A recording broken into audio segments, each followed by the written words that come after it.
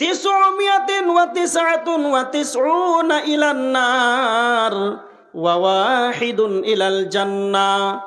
আদম, তোমার সন্তানদের ভিতর থেকে 1999 জন জাহান্নামী, ওয়া ওয়াহিদুন ইলাল জান্নাহ, আর একজন জান্নাতি।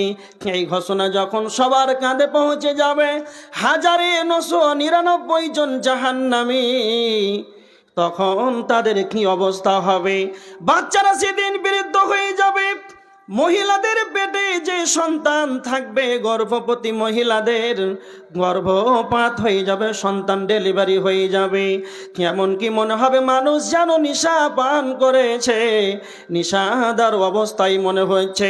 আল্লাহ নবী বলেছেন, ওয়ামা হুম বিসুকারা, কিন্তু তারা নেশাদার নয়, তারা মাতাল নয়। তাদের অবস্থা কেন এরকম হয়েছে?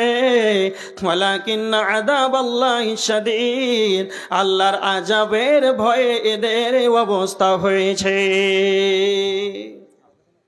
কিয়ামতের